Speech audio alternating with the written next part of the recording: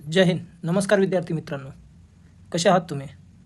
पुन्हा एकदा तुमचं स्टडी लवर्स आर्यन या यूट्यूब चॅनलमध्ये हार्दिक स्वागत आहे. मित्रांनो, मागच्या व्हिडिओमध्ये आपण GK/GSचे 40 प्रश्न केले होते. या व्हिडिओमध्ये आपण प्रश्न क्रमांक 41 पासून पाहणार आहोत. मित्रांनो, तुम्ही जर आमच्या चॅनलला नवीन असाल तर आमच्या चॅनलला सबस्क्राईब करा आणि तुमच्या जास्तीत जास्त मित्रांपर्यंत शेअर करा. आगामी 10,000पेक्षा जास्त रिक्त पोलीस पदासाठी मित्रांनो लवकरच जाहिरात प्रकाशित होणार आहे. त्या अनुषंगाने आपण या यूट्यूब चॅनलवर 5,000+ GK/GS आणि सायन्सचे प्रश्न स्पष्टीकरणासहित आपण या या ग्रुपवर सोडवणार आहे मित्रांनो.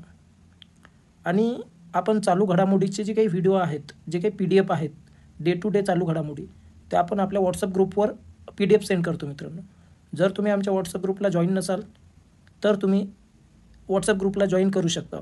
डिस्क्रिप्शनमध्ये मित्रांनो व्हॉट्सअप ग्रुपची लिंक आहे. ती लिंक तुम्ही क्लिक करा आणि आमच्या व्हॉट्सअप ग्रुपला जॉईन करा, जेणेकरून तुम्हाला प्रत्येक विषयाच्या PDF, डे टू डे चालू घडामोडी, तसेच आठवड्यातून तुम्हाला 3 पेपर हे पोलीस भरतीचे, सरळ सेवाचे, वनरक्षकचे सॉल्व करायला मिळेल. जर तुम्ही अग्निवीर, नेव्ही, SSR, MRची तयारी करत असाल तरीसुद्धा त्या ग्रुपवर तुम्हाला अग्निवीरचे पण पेपर मिळेल. मित्रांनो, आपण या यूट्यूब चॅनलवर पोलीस भरती, तसेच अग्निवीर भरती, तसेच वनरक्षक आणि दारूबंदी पोलीस जेवढ्या पण स्पर्धा परीक्षा आहेत मित्रांनो त्याची तयारी करून घेतो. जर तुम्ही नवीन असाल तर या चॅनलला सबस्क्राईब करा आणि तुमच्या जास्तीत जास्त मित्रांना शेअर करा मित्रांनो. चला तर सुरू करूया आजचा आपला पहिला प्रश्न आहे मित्रांनो, काय मित्रांनो, जोड्या लावा.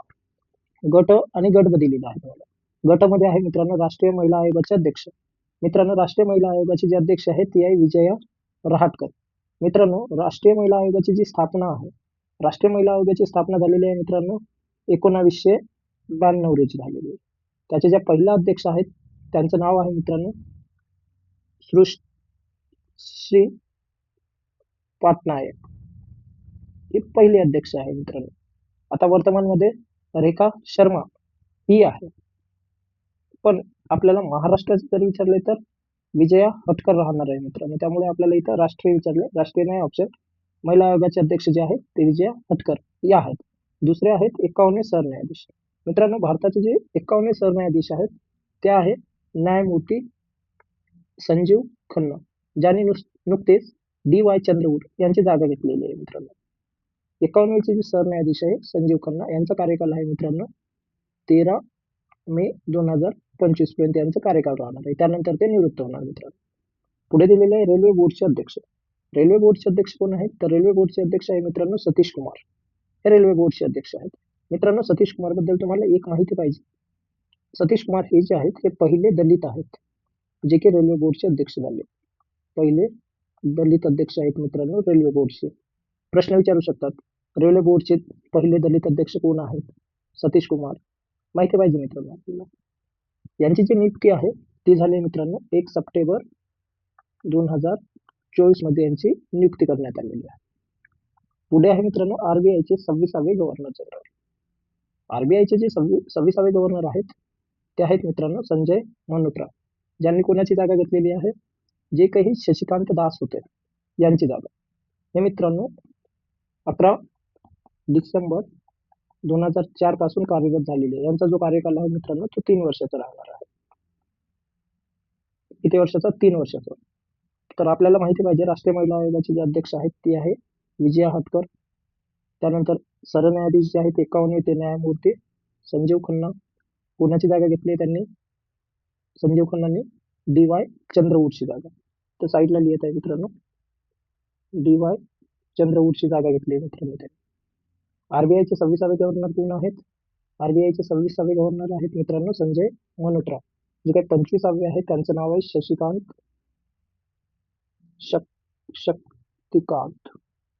शक्तिकांत दास. हे 25वे आहेत. पुढचा प्रश्न आहे मित्रांनो आपला, महाराष्ट्रातील 29वी महानगरपालिका कोणती? मित्रांनो, नुकतेच 2023 मध्ये एक माननीय मुख्यमंत्री एकनाथ शिंदे साहेबांनी जालना ही नवीन 29वी महानगरपालिका ची घोषणा केली आहे मित्रांनो. आपल्याला एक माहिती पाहिजे 29वी केव्हा झाले? 2023 ला झालेली आहे. इचलकरंजी केव्हा झाले मित्रांनो? इचलकरंजी 2022 मध्येच केलेली आहे. कोणी तर माननीय श्री एकनाथ शिंदे साहेबांनी केलेली आहे. त्यानंतर मित्रांनो पनवेल जी आहे, पनवेल कितवी आहे? इचलकरंजी बघा, जालना 29, इचलकरंजी 28, पनवेल 27वी आहे मित्रांनो, आणि 26वी जी आहे ते परभणी आहे. मित्रांनो एक प्रश्न विचारू शकतात तुम्हाला, भारतामधली सर्वात पहिली महानगरपालिका कोणती? भारतामधली सर्वात पहिली महानगरपालिका आहे मित्रांनो 1888 ला बृहमुंबई. बृहमुंबई ही भारतातली सर्वात पहिली, सर्वात जुनी महानगरपालिका आहे मित्रांनो. जेव्हा भारत स्वतंत्र झाला तेव्हा भारतामध्ये एकूण 3च महानगरपालिका होत्या. एक होती मुंबई, दुसरी होती कलकत्ता आणि तिसरी होती मित्रांनो मद्रास. हे 3 नाव लक्षात पाहिजे. मित्रांनो नागरी लोकसंख्येच्या आधारावर जे काही महानगरपालिका आहेत त्यांचे ग्रुप करण्यात आलेले आहे. अ प्लस अ ते ड पर्यंत. अ प्लस मध्ये फक्त एकच महानगरपालिका आहे मित्रांनो, ती आहे मुंबई महानगरपालिका. विचारू शकतात प्रश्नामध्ये. ज्याची लोकसंख्या आहे मित्रांनो 3 लाखापेक्षा जास्त. यामध्ये आपल्याला 29वी महानगरपालिका विचारलेली आहे. 29वी कोणती आहे? जालना. त्यानंतर आपल्याला 28वी माहिती पाहिजे. 28वी आहे इचलकरंजी, 27वी आहे पनवेल आणि 26वी आहे परभणी. सर्वात पहिली जी महानगरपालिका आहे ती आहे बृहमुंबई. जेव्हा भारत स्वातंत्र्य झाला तेव्हा 3 महानगरपालिका होत्या. एक मुंबई होती, कलकत्ता होती आणि मद्रास होते. जी काही मुंबई महानगरपालिका आहे मित्रांनो ही A1 A प्लस मध्ये येते मित्रांनो. तुम्हाला जर व्हिडिओ आवडत असेल मित्रांनो तर तुमच्या जास्तीत जास्त मित्रांना शेअर करा आणि व्हिडिओला लाईक करा. पुढचा प्रश्न आहे मित्रांनो, ग्रामगीता लिहिणारे संत तुकडोजी महाराज यांचे पूर्ण नाव काय होते? मित्रांनो संत तुकडोजी महाराज हे एक प्रसिद्ध राष्ट्रसंत होते मित्रांनो. त्यांनी भजनाच्या माध्यमातून सामाजिक आणि आध्यात्मिक प्रबोधनासाठी ओळखले जातात. जे काही तुकडोजी महाराज आहे त्यांनी भजन आणि कीर्तनामधून समाज जागृती केलेली आहे मित्रांनो. त्यांनी अंधश्रद्धा, जातीभेद यावर भजनाच्या माध्यमातून आवाज उचलला आहे. त्यांचा जो जन्म आहे तो जन्म झालाय मित्रांनो अमरावतीमध्ये. अमरावतीमधील यावली या गावी त्यांचा जन्म झालेला आहे मित्रांनो. जन्म विचारू शकतात. राष्ट्रसंत तुकडोजी महाराज यांचा जन्म केव्हा झाला तर 30 एप्रिल 1909 मध्ये यांचा जन्म झालेला आहे मित्रांनो.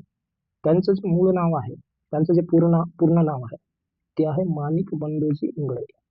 हे राष्ट्रसंत तुकडोजी महाराजांचं पूर्ण नाव आहे मित्रांनो. त्या व्यतिरिक्त मित्रांनो तुम्हाला एक माहिती पाहिजे, त्यांना जी काही राष्ट्रसंत ही जी काही उपाधी आहे, ही जी पदवी आहे, ही पदवी कोणी दिलेली आहे? डॉक्टर राजेंद्र प्रसाद, भारताचे पहिले राष्ट्रपती यांनी राष्ट्रसंत ही पदवी तुकडोजी महाराजांनी दिलेली आहे मित्रांनो. त्यांचा एक आश्रम आहे जे गुरुकुंज नावाने प्रसिद्ध आहे. विचारतात गुरुकुंज आश्रमची स्थापना कोणी केली? तर गुरुकुंज आश्रमची स्थापना जी आहे गुरुकुंज आश्रमची स्थापना जी आहे, एक मिनिट मित्रांनो,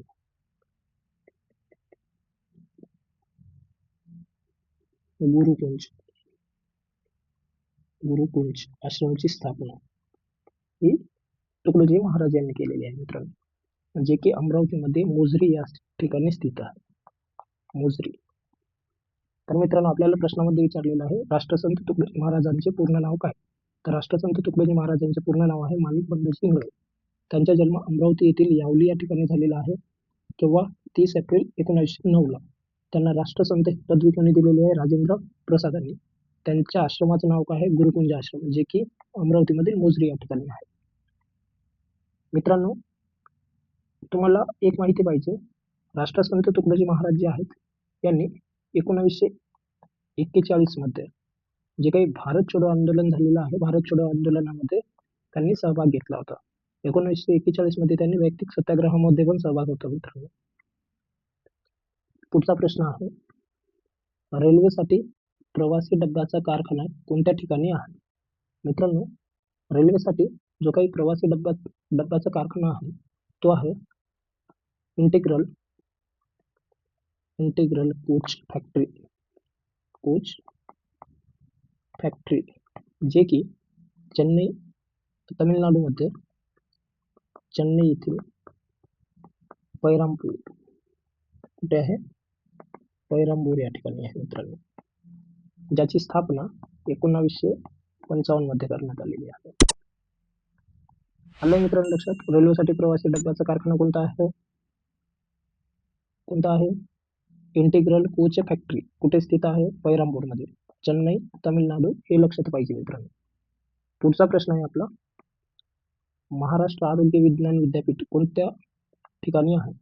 महाराष्ट्र आरोग्य विज्ञान विद्यापीठ जे आहे मित्रांनो, हे विद्यापीठ नाशिक या ठिकाणी स्थित आहे, ज्याची स्थापना 3 जून 1998 साली करण्यात आलेली आहे. या व्यतिरिक्त जे काही आरोग्य विज्ञान विद्यापीठ आहे त्यांचे काही विभागीय केंद्र पण आहेत, जे की मुंबई, पुणे, छत्रपती संभाजीनगर, त्याचबरोबर नागपूर, कोल्हापूर आणि नाशिक या ठिकाणी आहे. विचारू शकतात मित्रांनो, महाराष्ट्र आरोग्य विज्ञान विद्यापीठाचे जे काही विभागीय केंद्र आहेत ते कुठे आहेत? मुंबई, पुणे, छत्रपती संभाजीनगर, नागपूर, कोल्हापूर आणि लातूर या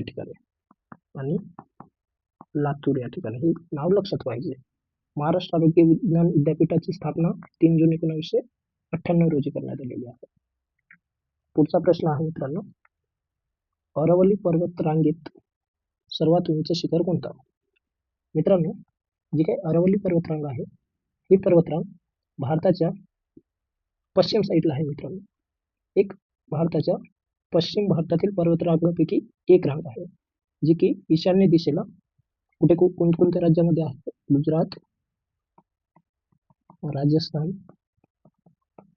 राजस्थान आणि हरियाणा या राज्यामध्ये पसरलेली आहे मित्रांनो, जी की दिल्ली इथे सुमारे 992 किलोमीटर चालते आणि दिल्ली इथे ही पर्वतरांग संपते. अरवली पर्वतरांग कुठे आहे मित्रांनो? तर भारताच्या पश्चिम भारतामध्ये आहे. पश्चिम भारतामध्ये, जी की गुजरात, राजस्थान, हरियाणा इथून 692 किलोमीटर चालते आणि दिल्ली इथे संपते मित्रांनो. जी काही अरवली पर्वतरांग आहे यामध्ये सर्वात उंच जो शिखर आहे मित्रांनो, त्या शिखराचं नाव आहे गुरु शिखर, ज्याची उंची सुमारे 1722 किलोमीटर आहे. 1722 किलोमीटर. मित्रांनो, तुम्हाला भारतामधील पर्वतरांग आणि त्यामधील उंच शिखर माहिती पाहिजे. बघा मित्रांनो, आपण एक पेज ऍड करू बघा यामध्ये.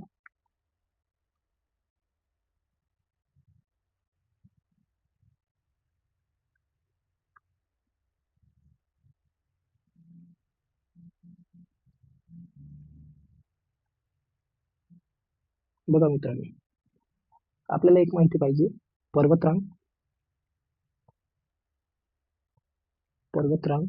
कोणती आहे, त्या व्यतिरिक्त त्यामध्ये सर्वोच्च शिखर कोणता आहे आणि राज्य माहिती पाहिजे. भारतामधली जी प्रमुख पर्वतरांग आहे ती आहे मित्रांनो अरवली पर्वतरांगामध्ये सर्वात उंच जे आहे ते आहे गुरु शिखर, जे की राजस्थान या राज्यामध्ये स्थित आहे.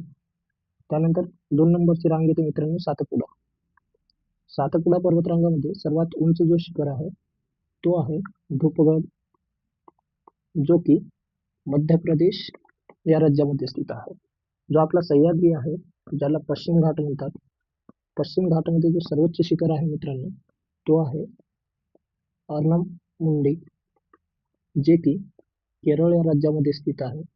या व्यतिरिक्त जी काही विघ्न पर्वतरांगामध्ये जो सर्वात उंच शिखर आहे तो आहे मित्रांनो कालुमार.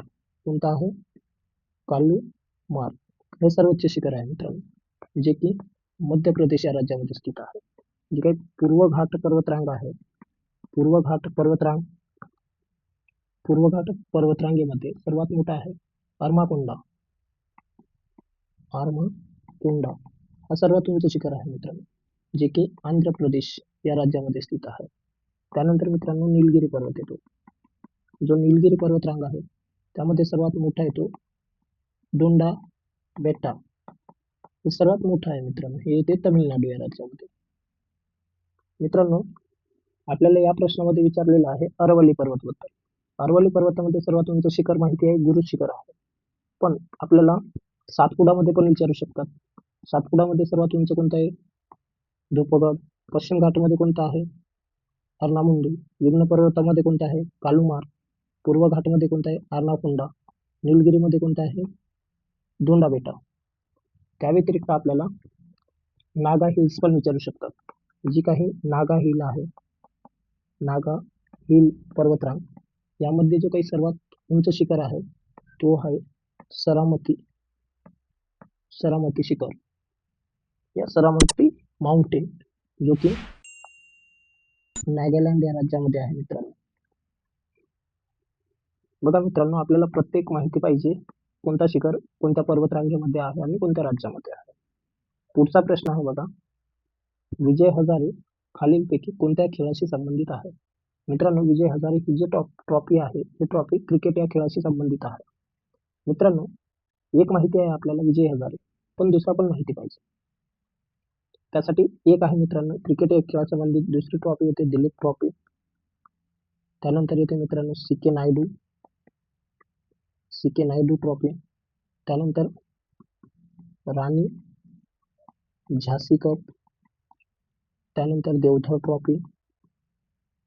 त्यानंतर येते मित्रांनो रणजी ट्रॉफी. त्यानंतर येते मित्रांनो इराणी ट्रॉफी. त्यानंतर येते मित्रांनो JD बिडला ट्रॉफी. आणि एक येते रोहिंटन बारिया ट्रॉफी. मित्रांनो, क्रिकेट एक खेळासंबंधित तुम्हाला ट्रॉफी माहिती पाहिजे किती आहेत? आपल्याला या प्रश्नामध्ये एकच विचारलेलं आहे, विजय हजारे ट्रॉफी. विजय हजारे ट्रॉफी जी आहे ती क्रिकेट या खेळाशी संबंधित आहे. पण विजय हजारे ट्रॉफी क्रिकेट या खेळासंबंधित दिलीप ट्रॉफी, सी.के. नायडू, राणी झाशी, Deodhar trophy, Ranji trophy, Irani trophy, JD Birla trophy, Rohinton Baria trophy या ट्रॉफीची नावं माहिती पाहिजे मित्रांनो. त्याचबरोबर तुम्हाला एक प्रश्न आहे मित्रांनो, एक प्रश्न विचारलेला आहे टेबल टेनिस. टेबल टेनिस या खेळासंबंधी जी काही ट्रॉफी आहे ते ट्रॉफी आहे मित्रांनो रामानुज ट्रॉफी, जी की ज्युनियर पुरुषसाठी आहे. त्यानंतर राजकुमारी ट्रॉफी. त्यानंतर जयलक्ष्मी ट्रॉफी आणि एक आहे मित्रांनो बनविले ट्रॉफी. या 4 ट्रॉफ्या टेबल टेनिस या खेळाशी संबंधित आहे. मित्रांनो, खेळ आणि त्यांच्या संबंधित जी काही ट्रॉफी आहे त्यांची PDF मी व्हॉट्सअप ग्रुपवर सेंड करून देणार आहे. जर तुम्ही व्हॉट्सअप ग्रुपला जॉईन नसाल तर व्हॉट्सअप ग्रुपला जॉईन करा आणि डेलीच्या डेली चालू घडामोडी तसेच टेस्ट सिरीज हे तुम्हाला त्या ग्रुपवर मिळेल. त्यामुळे तुम्ही जॉईन करून घ्या ते ग्रुप.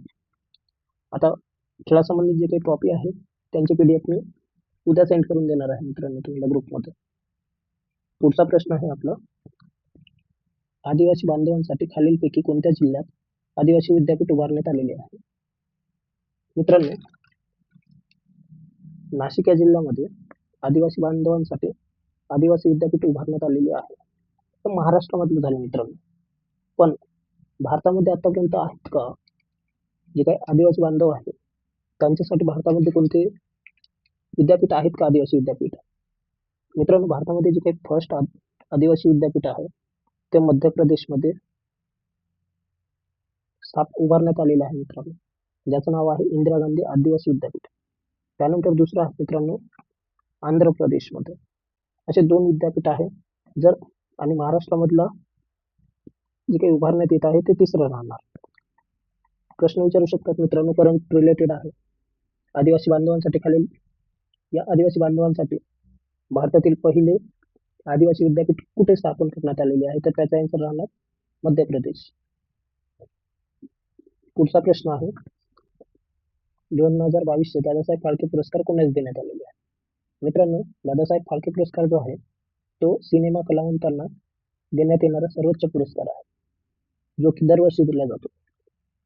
म्हणजे आपल्याला 2022चा विचारलेला आहे मित्रांनो. 2022चा जो दादासाहेब फाळके पुरस्कार आहे तो पुरस्कार आहे मित्रांनो 54वा पुरस्कार, जे की मिथुन चक्रवर्ती यांना देण्यात आलेला आहे. 53वा पुरस्कार मित्रांनो वहिदा रहमान यांना देण्यात आलेला आहे. 52वा आशा पारिख यांना आणि 51वा रजनीकांत यांना 2019 मध्ये देण्यात आला होता मित्रांनो. पुरस्कारांसंबंधित पण माहिती पाहिजे मित्रांनो आपल्याला. या पुरस्कारामध्ये जे काही स्वरूप आहे पुरस्काराचं त्यामध्ये 10 लाख रुपये आणि प्रमाणपत्र देण्यात येते. जे काही पुरस्कार दादासाहेब फाळके पुरस्कार आहे याची सुरुवात 1969 या साली करण्यात आलेली आहे. जो काही पहिला पुरस्कार आहे मित्रांनो ते देण्यात आलेला आहे देविका राणी यास. सर्वात पहिला दादासाहेब फाळके पुरस्कार जे की 17व्या राष्ट्रीय चित्रपट पुरस्कारामध्ये देण्यात आलेला होता मित्रांनो. आणि मिथुन चक्रवर्ती यांना 70वा राष्ट्रीय चित्रपट पुरस्कार सोहळा जो आहे चित्रपट पुरस्कार सोहळ्यामध्ये देण्यात आलेले आहे. विचारू शकतात मित्रांनो तुम्हाला 2022चे दादासाहेब फाळके पुरस्कार हे कोणास देण्यात आले आणि कितव्या राष्ट्रीय चित्रपट पुरस्कार सोहळ्यामध्ये देण्यात आले, या कितव्या सोहळ्यामध्ये देण्यात आले? 70व्या सोहळ्यामध्ये देण्यात आलेला आहे मित्रांनो. पुढचा प्रश्न आहे आपला, ICC महिला T20 स्पर्धा 2024 खालीलपैकी कुठे आयोजित करण्यात आली होती? मित्रांनो, जी काही ICC ट्रॉफी आहे महिलांची T20 स्पर्धा ही UAE मध्ये आयोजित करण्यात आली होती, जे की न्यूझीलंड या संघाने जिंकलेली आहे. विनर आहेत न्यूझीलंड आणि रनर अप आहेत मित्रांनो साऊथ आफ्रिका. जे की आयोजन कुठे करण्यात आलं होतं? UAE मध्ये, संयुक्त अरब अमिरातमध्ये मित्रांनो. पुढचा प्रश्न आहे, ब्राह्मणाचे कसब हा ग्रंथ कोणी लिहिला? मित्रांनो, ब्राह्मणाचे कसब हा ग्रंथ महात्मा ज्योतिराव फुले यांनी लिहिलेला आहे. हे पुस्तक स्वदेशी कुंभी, माळी, मांग, मल्हार यांना अर्पण करण्यात आलेले आहे मित्रांनो. या पुस्तकामध्ये ब्राह्मणांनी कसं कसं केलं याबद्दल माहिती देण्यात आलेली आहे. या पुस्तकाचे जे पहिलं प्रकाशन आहे मित्रांनो ते 1 जानेवारी 2018 रोजी या पुस्तकाचे प्रकाशन करण्यात आलेले आहे. जे की पुस्तक कोणत्या भाषेमध्ये आहे? मराठी भाषेत. मराठी भाषेमध्ये हे पुस्तक आहे मित्रांनो. पुढचा प्रश्न आहे, महाराष्ट्रातील पहिली सैनिकी शाळा कुठे सुरू करण्यात आली? मित्रांनो, महाराष्ट्रातील जी पहिली सैनिक शाळा आहे ती सातारा या ठिकाणी सुरू करण्यात आलेली आहे. केव्हा सुरू करण्यात आली? 1961 ला. ही मुलांसाठी होती मित्रांनो. पण आपल्याला आगामी काळामध्ये विचारू शकतात मुलींसाठी सर्वात पहिली सैनिक शाळा कुठे सुरू करण्यात आली? तर महाराष्ट्रामध्ये जी काही पहिली सैनिक शाळा आहे मित्रांनो ती आहे RLMSS. ही पहिली मुलींची शाळा सुरू करण्यात आली मित्रांनो, जी की महाराष्ट्रामध्ये पहिली आहे, महाराष्ट्रामध्ये फर्स्ट आहे आणि भारतामध्ये ही शाळा जी आहे महाराष्ट्रामध्ये पहिली आहे आणि भारतामध्ये सेकंड क्रमांकाची सैनिक शाळा आहे मित्रांनो मुलींसाठी. ही जी आहे मुलींसाठी आहे सेपरेट. पुढचा प्रश्न आहे, प्रार्थना समाजाची स्थापना कोणी आणि केव्हा केली? मित्रांनो, प्रार्थना समाजाची जी स्थापना आहे ती आत्माराम पांडुरंग यांनी 1867 मध्ये पुणे येथे केलेली आहे मित्रांनो. इथे ऑप्शनमध्ये दादोबा पांडुरंग तळखरकर होते. दादोबा पांडुरंग तळखरकर यांनी मानव धर्म सभा, त्याचबरोबर परमहंस सभा आणि प्रार्थना समाज यांच्यामध्ये कार्य आहे. त्यांनी स्वतः मानव धर्म सभाची स्थापना 1844 मध्ये केली. परमहंस सभाची स्थापना 1849 मध्ये केली मित्रांनो. त्याचबरोबर तुम्हाला स्वामी दयानंद सरस्वती दिलेला आहे. स्वामी दयानंद सरस्वती यांनी आर्य समाजाची स्थापना केलेली आहे. आर्य समाजाची स्थापना केली मित्रांनो 1875 मध्ये मुंबई येथे. राजाराम मोहन रॉय यांनी आत्मीय सभा, त्याचबरोबर ब्राह्मो समाजाची स्थापना ही राजाराम मोहन रॉय आत्मीय सभा आणि ब्राह्मो समाज या दोन सभाची स्थापना केली मित्रांनो. त्याचबरोबर महात्मा ज्योतिराव फुले यांनी सत्यशोधक समाजाची स्थापना 1873 रोजी पुणे येथे केलेली. इथं माहिती पाहिजे, प्रार्थना समाजाची स्थापना कोणी केली? आत्माराम पांडुरंग यांनी 1867 पुणे. राजाराम मोहन राव यांनी आत्मीय सभा 1814 आणि ब्राह्मो समाजाची स्थापना केली, जे की 1828 मध्ये ब्राह्मो समाजाची स्थापना केली मित्रांनो. महात्मा ज्योतिराव फुले यांनी सत्यशोधक समाजाची 1873 मध्ये केलेली आहे मित्रांनो. पुढचा प्रश्न आहे आपला, भारतीय संविधान परिषदेच्या कार्यविषयक समितीचे अध्यक्ष कोण आहेत? भारतीय संविधान परिषदेच्या कार्यविषयक समितीचे अध्यक्ष कोण होते? मित्रांनो, गवा मावळणकर हे भारतीय संविधान परिषदेच्या कार्यविषयक समितीचे अध्यक्ष होते. जे पंडित जवाहरलाल नेहरू आहेत मित्रांनो, हे संविधान सभामध्ये संघराज्य अधिकार समिती, संघराज्य अधिकार समिती, त्याचबरोबर संघराज्य राज्यघटना समिती आणि एक समिती होती मित्रांनो, कोणती होती? एक समिती कोणती राहिली? संघराज्य अधिकार समिती, संघराज्य राज्यघटना समितीचे अध्यक्ष जे होते ते पंडित जवाहरलाल नेहरू होते. डॉक्टर बाबासाहेब आंबेडकर जे होते ते मसुदा समितीचे अध्यक्ष होते मित्रांनो. राजेंद्र प्रसाद जे होते हे कामकाज प्रक्रिया समिती, त्याचबरोबर शुक्राणू समिती, वित्त व कर्मचारी समिती आणि राष्ट्रध्वज समितीचे अध्यक्ष होते. राष्ट्रध्वज समितीचे अध्यक्ष होते मित्रांनो. आपल्याला विचारलेलं आहे संविधान कार्यविषयक समितीचे अध्यक्ष. कार्यविषयक समितीचे अध्यक्ष जे आहेत ते गवा मावळणकर होते. पंडित जवाहरलाल नेहरू हे संघराज्य अधिकार समिती आणि राज्यघटना समितीचे अध्यक्ष होते. डॉक्टर बाबासाहेब आंबेडकर हे मसुदा समितीचे अध्यक्ष होते. राजेंद्र प्रसाद हे कामकाज प्रक्रिया समिती, शुक्राणू समिती, वित्त व कर्मचारी समिती आणि राष्ट्रध्वज समितीचे अध्यक्ष होते मित्रांनो. पुढचा प्रश्न आहे आपला, खालीलपैकी कोणत्या समितीचे अध्यक्ष जवाहरलाल नेहरू नव्हते? मित्रांनो, संस्थान समितीचे पण अध्यक्ष कोण होते? पंडित जवाहरलाल नेहरू होते. संघराज्य अधिकार समिती आताच बघितलं, संघराज्य राज्यघटना समिती होते, पण प्रांतीय राज्यघटना समितीचे अध्यक्ष हे पंडित जवाहरलाल नव्हते मित्रांनो. तर याचे जे अध्यक्ष होते ते डॉक्टर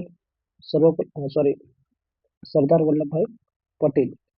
प्रांताबद्दल जी काही समिती आहे त्यांचे जे अध्यक्ष आहेत ते सर्व सरदार वल्लभभाई पटेल आहेत मित्रांनो. सरदार वल्लभभाई पटेल जे आहेत ते प्रांतीय राज्यघटना समिती, तसेच मूलभूत अधिकार, अल्पसंख्याकीय, आदिवासी क्षेत्र, ईशान्य भारताकडील वगळण्यात आलेले क्षेत्र यांचे सल्लागार होते मित्रांनो. सल्लागार समितीचे अध्यक्ष हे पटेल होते. त्यामुळे एवढी माहिती पाहिजे मित्रांनो. जे काही संविधान समितीमध्ये एकूण किती समित्या होत्या? 22 होत्या. त्यापैकी 8 मुख्य समित्या होत्या आणि 14 समित्या जे होत्या ते दुय्यम समित्या होत्या मित्रांनो. एक प्रश्न खूप वेळेस विचारलेला आहे, मूलभूत अधिकार उपसमितीचे अध्यक्ष कोण होते? जे.पी. कृपलानी. हे नाव लक्षात राहू द्यायचं मित्रांनो. पुढचा प्रश्न आहे, भारतीय राज्यघटनेतील खालील वैशिष्ट्य आणि त्याचे स्रोत जोड्या लावा. मित्रांनो, जे न्यायालयीन पुनर्विलोकन आहे ते भारताने अमेरिका या देशाच्या राज्यघटनेतून घेतलेले आहे. कायद्याचे अधिराज्य हे इंग्लंड या देशाकडून घेतलेले आहे. जे शेष अधिकार आहेत ते केंद्राकडे जे आहे मित्रांनो, शेष अधिकार केंद्राकडे भारताने कॅनडाच्या राज्यघटनेतून घेतलेले आहे आणि समवर्ती सूची जे आहे ते ऑस्ट्रेलिया या देशाच्या राज्यघटनेतून घेतलेलं आहे. तर आपली जी काही जोड्या राहणार मित्रांनो, 2, 1, 4, 3 हे बरोबर राहणार आहे. पुढचा प्रश्न आहे आपला, भारतीय राज्यघटनेच्या कोणत्या अनुच्छेदामध्ये मानवी देह व्यापार प्रतिबंध केला आहे? मानवी देह व्यापार प्रतिबंध कोणत्या कलमानुसार करण्यात आलेला आहे मित्रांनो, जे काही भारताचं संविधान आहे त्यामध्ये भाग 3 मध्ये भाग 3 जे आहे ते मूलभूत हक्काशी संबंधित आहे, ज्यामध्ये कलम 12 ते कलम 35 या कलम आहेत मित्रांनो. ज्यामध्ये पहिलं जे येते ते येते समानतेचा हक्क, ज्यामध्ये कलम आहे मित्रांनो 14 ते 18 कलम हे समानतेच्या हक्काच्या संदर्भात आहे. दुसरं जे आहे ते स्वातंत्र्याचा हक्क, जे की कलम 19 ते 22 पर्यंत आहे. त्यानंतर मित्रांनो शोषणाविरुद्ध हक्क आहे, जी 23 आणि 24 हे कलम शोषणाविरुद्ध हक्क येतो मित्रांनो. त्यानंतर धर्म स्वातंत्र्यासाठी कलम आहे मित्रांनो 25 ते 28 हे धर्म स्वातंत्र्याबद्दल कलम येते. त्यानंतर 29 आणि 30 जे आहे ते सांस्कृतिक आणि शैक्षणिक संदर्भात येते. 29 आणि 30 कलम. कलम 31 जे आहे ते मालमत्ता संबंधित आहे, जे की रद्द करण्यात आलेले आहे. कलम 32 जे आहे ते घटनात्मक उपाययोजना आहे मित्रांनो. त्या कलम 32ला डॉक्टर बाबासाहेब आंबेडकरांनी घटनेची आत्मा म्हटलेला आहे मित्रांनो. कलम 32ला आपल्याला विचारलेलं आहे कलम 24, कलम 23, कलम 22 आणि कलम 21. मित्रांनो, जे काही मानवी देह व्यापारावर प्रतिबंध आहे ते जे कलम आहे मित्रांनो, ती कलम संविधानाच्या कलम 23 नुसार आहे मित्रांनो. 24 लहान मुलांना कामगाराच्या संदर्भात आहे. 21 जे आहे ते जीवित आणि व्यक्तिगत स्वातंत्र्य. कलम 21 ही जीवित आणि व्यक्तिगत स्वातंत्र्याबद्दल आहे मित्रांनो. बघा इथे कलम 21 कशा संबंधित आहे? जीवित आणि व्यक्तिगत स्वातंत्र्य. जीवित आणि व्यक्तिगत स्वातंत्र्य हे 21 संबंधित आहे मित्रांनो. कलम 22 जे आहे काही बाबतीत जे काही अटक आणि स्थानबंदी संबंधित ही कलम 23 आहे. ज्यामध्ये अध्यादेश, बंदी, प्रत्यक्षीकरण असे 5 आदेश आहेत मित्रांनो. त्यानंतर कलम 23 जे आहे ही कलम जी आहे मित्रांनो ही मानवी व्यापार आणि वेठबिगारी यावर बंदी आहे. यावर बंदी. त्यानंतर विचारलं मित्रांनो कलम 24. कलम 24 जे आहे ते बालकामगाराविरुद्ध आहे. आपल्याला ऑप्शन मध्ये दिलेलं आहे 22, 23, 24, 25 मित्रांनो. जे की कलम आपल्याला माहिती पाहिजे. जे कलम 21 आहे ते जीवित आणि व्यक्तिगत स्वातंत्र्य. कलम 22 अटक आणि स्थानबद्धते संबंधी. 23 मानवी व्यापार वेठबिगारी संबंधी आणि 24 बालकामगार विरुद्ध आहे मित्रांनो. पुढचा प्रश्न आहे डॉक्टर बाबासाहेब आंबेडकरांनी संविधानाच्या कोणत्या कलमास भारतीय संविधानाचा आत्मा म्हटलेला आहे? हे सांगितलं मित्रांनो कलम 32ला डॉक्टर बाबासाहेब आंबेडकरांनी भारतीय संविधानाची आत्मा म्हटलेला आहे. पुढचा प्रश्न आहे एक माहिती पाहिजे मित्रांनो. जी कलम 51 आहे, कलम 51 कशा संबंधित आहे? कलम 51 जी आहे 51A 51 कलम 51 कशाच्या संदर्भात आहे मित्रांनो? कलम 51 आहे आंतरराष्ट्रीय शांतता आणि सुव्यवस्था यांना चालना देणे. आंतरराष्ट्रीय शांतता आणि सुव्यवस्था, सुरक्षा यांना चालना देणे. कलम 21 माहिती आहे जीवित आणि व्यक्तिगत स्वातंत्र्य. जीवित आणि व्यक्तिगत स्वातंत्र्य. कलम 19 जी आहे मित्रांनो हे कलम आपल्याला भाषण स्वातंत्र्य, संचार स्वातंत्र्य असे 6 स्वातंत्र्य देतात. कुठे पण फिरण्याचा, व्यापार करण्याचा, स्थायी होण्याचं जे काही स्वातंत्र्य आहे ते स्वातंत्र्य कलम 19 नुसार आहे मित्रांनो. त्यामुळे या प्रश्नाचं उत्तर जे आहे आत्मा म्हटलेलं आहे कलम 32 नुसार. पुढचा प्रश्न आहे खालीलपैकी कोणती अयोग्यरित्या जोडी जुळत नाही? बघा मित्रांनो आपल्याला दिलेला आहे अनुच्छेद 63, 64, 66, 67. मित्रांनो जो 63 आहे कलम 163 ही मुख्यमंत्र्याच्या शपथी संदर्भात नाही मित्रांनो. 63 जी आहे ती आहे जो काही राज्याचा राज्यपाल असतो, राज्यपालला सल्ला देण्यासाठी मुख्यमंत्रीच्या अध्यक्षतेखाली एक मंत्रिमंडळाची स्थापना. जे कलम 64 आहे ती त्या मंत्रीबद्दल त्यांची तरतूद आहे. कलम 165 जे आहे तो राज्याचा वकील म्हणजे महाधिवक्ता. राज्याच्या वकीलसाठी 165 आहे. 166 राज्य सरकारचे कामकाज चालवणे. जे काही आदेश निघतात मित्रांनो ते सर्व आदेश राज्यपालाच्या नावाने निघतात. आणि 67 जे आहे मुख्यमंत्र्याचे कर्तव्य. राज्यपाल मागेल ती माहिती राज्यपालाला देणे. हे जे आहे 167 नुसार येते मित्रांनो. आपल्याला जोडी जुळत नाही म्हटलेली आहे ती कोणती आहे? ऑप्शन नंबर बी. पुढचा आहे मित्रांनो भारतीय संविधानाच्या कोणत्या अनुच्छेदानुसार भारताच्या महान्यायवादीची नियुक्ती केली जाते? सेम मित्रांनो अनुच्छेद 175. 73 कशा संदर्भात आहे? राष्ट्रपतीला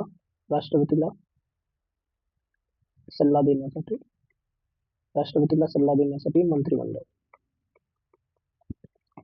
74 त्या मंत्रिमंडळाची तरतूद. 75 न्यायवादी.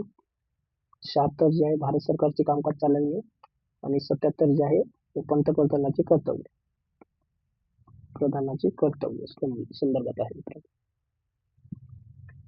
पुढचा प्रश्न आहे मित्रांनो 61. मनुज जातीसाठी एक धर्म एक जात एक ईश्वर ही घोषणा नारायण गुरु यांनी दिलेली आहे मित्रांनो, जे की 10वी चळवळीचे प्रणेते होते. पुढचा प्रश्न आहे, मुंबई मद्रास येथे प्रांतीय विधिमंडळाची निर्मिती कोणत्या कायद्याने करण्यात आली? मित्रांनो, मुंबई आणि मद्रास येथे प्रांतीय कायदेमंडळाची निर्मिती ही 1861च्या कायद्याने करण्यात आली मित्रांनो. हा कायदा का करण्यात आला? जो 1858चा कायदा करण्यात आला होता, या कायद्यामध्ये भारताच्या प्रशासनात कोणतेही बदल करण्यात आलेले नव्हते. या कायद्यामुळे एक ऍड झाले मित्रांनो. या कायद्याची तरतूद काय होती? जो काही गव्हर्नर कौन्सिल होता त्यांच्यामध्ये 4 सदस्य होते, आता वाढून ते किती झाले? 5. जो 5वा सदस्य येणार होता तो कायदा सदस्य येणार होता मित्रांनो. तर मुंबई आणि मद्रास या प्रांतीय कायदेमंडळात कायदे तयार करण्याची जी काही कायदे तयार करण्यासाठी कलम याला म्हणतात भारतीय कौन्सिल ऍक्ट 1861 नुसार देण्यात आला मित्रांनो. पुढचा प्रश्न आहे, बिहारमध्ये चंपारण्य सत्याग्रह कोणत्या पिकाशी निगडीत आहे? बिहारमध्ये जो काही चंपारण्य सत्याग्रह आहे मित्रांनो, तो सत्याग्रह 1917 रोजी करण्यात आला. या सत्याग्रहाची सुरुवात 1997 म्हणजे 10 एप्रिल 1917 रोजी सुरुवात करण्यात आली.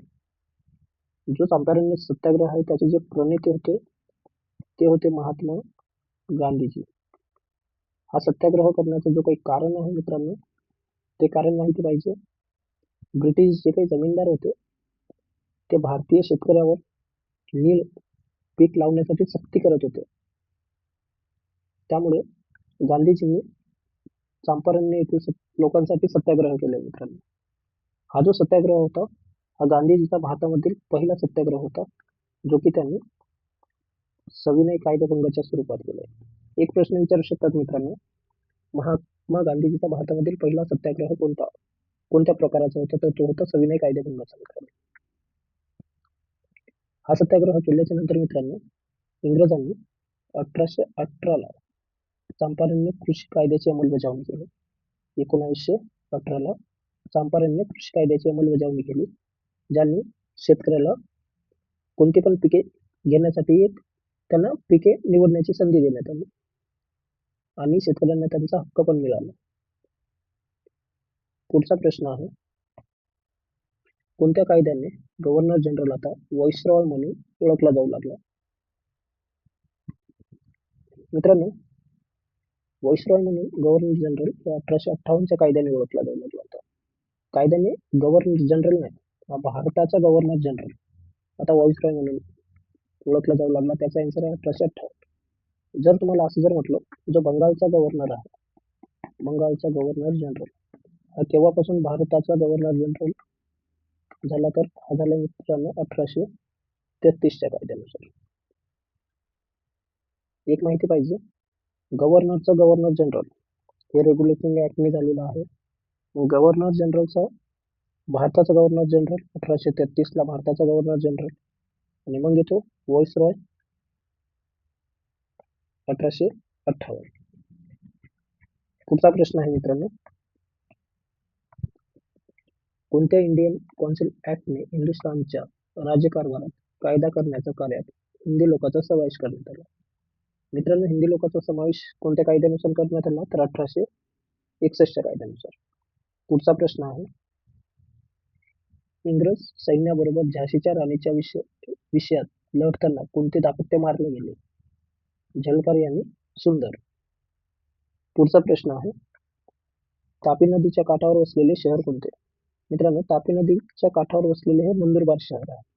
तापी नदीचा जो उगम आहे ते मध्य प्रदेशातील बैतूल या ठिकाणी होतो. तिथून तिची लांबी जी आहे ती टोटल लांबी 724 किलोमीटर आहे, ज्यापैकी 54 किलोमीटर ती महाराष्ट्रामध्ये आहे मित्रांनो.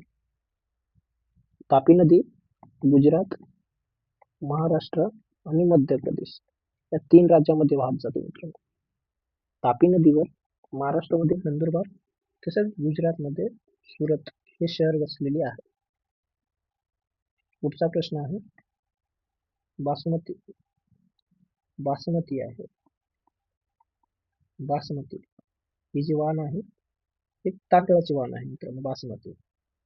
पुढचा प्रश्न आहे, हायपिन इन्स्टिट्यूट ही संस्था कुठे आहे? मित्रांनो, हायपिन इन्स्टिट्यूट ही जी संस्था आहे, ही संस्था मित्रांनो मुंबई या ठिकाणी आहे, जिची स्थापना 10 ऑगस्ट 1899 रोजी करण्यात आली, जे की सर्वात पहिले प्लेग या बिमारीसाठी प्लेगचे जे काही जीवाणू आहेत, बॅक्टेरिया आहेत, त्यांचं संशोधन करण्यासाठी या हायकिन इन्स्टिट्यूटची स्थापना करण्यात होते, प्लेगच्या जीवाणूच्या शोधासाठी. पुढचा प्रश्न आहे, भारतातील तंबाखू उत्पादनासाठी प्रसिद्ध असलेला जिल्हा कोणता? भारतातील तंबाखू उत्पादनासाठी प्रसिद्ध असलेले जिल्हे आहेत मित्रांनो कोल्हापूर, सातारा आणि सांगली. पुढचा प्रश्न आहे आपला, देशी वृत्तपत्र कायदा खालीलपैकी कोणी संमत करेल? मित्रांनो, देशी वृत्तपत्र कायदा जो आहे तो लिटन या गव्हर्नरने या व्हॉइसरॉय या गव्हर्नरने सहमत केलेला आहे. पुढचा प्रश्न आहे, जय जवान जय किसान हा नारा कोणी दिलेला? तर हा नारा दिलाय मित्रांनो लाल बहादूर शास्त्री यांनी. जेव्हा भारत आणि पाकिस्तानचं युद्ध चालू होतं त्यावेळेस 1965 मध्ये लाल बहादूर शास्त्री यांनी जय जवान जय किसान हा नारा दिलेला आहे. पुढचा प्रश्न आहे, सार्वजनिक सत्यधर्म हे पुस्तक कोणी लिहिले? मित्रांनो, सार्वजनिक सत्यधर्म हे पुस्तक महात्मा ज्योतिराव फुले यांनी लिहिलेलं आहे. पुढचा प्रश्न आहे, पृथ्वी आपल्या आसाभोवती कशा प्रकारे फिरते? मित्रांनो, पृथ्वी आसाभोवती म्हणजे आपल्या स्वतःभोवती कोणत्या दिशेने फिरते? तर ती पश्चिमेकडून पूर्वेकडे फिरते मित्रांनो. तिला स्वतःभोवती फिरण्याला काय म्हणतात? परिवलन म्हणतात मित्रांनो, ज्याचा कालावधी आहे 23 तास 56 मिनिट. पृथ्वी जी आहे ती सूर्याभोवती फिरण्याला काय म्हणतात? परिभ्रमण, ज्याचा कालावधी आहे 365 दिवस आणि 6 तास. पुढचा प्रश्न आहे, जिल्ह्यामध्ये कायदा सुव्यवस्था राखण्याची सर्वोच्च जबाबदारी कोणाची असते? जिल्ह्यामध्ये कायदा आणि सुव्यवस्था राखण्याची सर्वोच्च जिम्मेदारी ही जिल्हाधिकाऱ्याची असते. पुढचा प्रश्न आहे, इन्सुलिन या संपर्काचा शोध कोणी लावला? मित्रांनो, इन्सुलिन या संपर्काचा शोध फ्रेडरिक बेंटिंग आणि त्याचा मित्र होता मित्रांनो, त्याचं नाव आहे चार्ल्स बेस्ट. या दोघांनी इन्सुलिनचा शोध लावलेला आहे.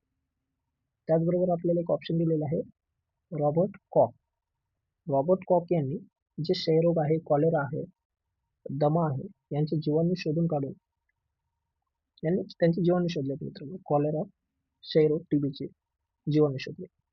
लुईस पाश्चर कोण आहे? जो लुईस पाश्चर आहे यांनी रेबीज लसचा शोध लुईस पाश्चर यांनी लावलेला. एडवर्ड जेनर यांनी जे काही स्मॉलपॉक्स या लसीचा शोध लावलेला आहे. आपल्याला इथं विचारले इन्सुलिनचं कोण आहे? फ्रेडरिक बेंटिंग आणि चार्ल्स बेस्ट यांनी लावलेलं आहे. पुढचा प्रश्न आहे, हळदीवर अल्कलीची प्रक्रिया केली असता तिला कोणता रंग प्राप्त होतो? मित्रांनो, हळद पावडरचा रंग कसा असतो? पिवळा असतो. जर हळदच्या पेस्टवर जर बेकिंग सोड्यासारख्या आल्मरीचा संपर्कात जर आणले तर तिचा जो रंग आहे तो पिवळ्यावरून कोणता होणार आहे? लाल होणार मित्रांनो. त्यामुळे या प्रश्नाचं उत्तर आहे लाल. पुढचा प्रश्न आहे, दिंगवई हे खनिज तेल उत्पादनासाठी प्रसिद्ध असणारे ठिकाण कोणत्या राज्यात आहे?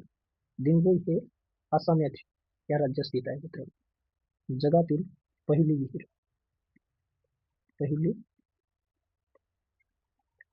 तेल विहीर कुठे खोदण्यात आली? तर दिंगवई इथे. पुढचा प्रश्न आहे, भारतीय राज्यघटनेत दुरुस्ती करण्याचा अधिकार कोणास प्रदान करण्यात आला आहे? कोणास प्रदान करण्यात आलेला आहे? संसदेला. पुढचा प्रश्न आहे, सरपंच समितीचा अध्यक्ष कोण असतो? सरपंच समितीचा जो अध्यक्ष असतो तो उपसभापती पंचायत समितीचा जो उपसभापती असतो तो असतो मित्रांनो.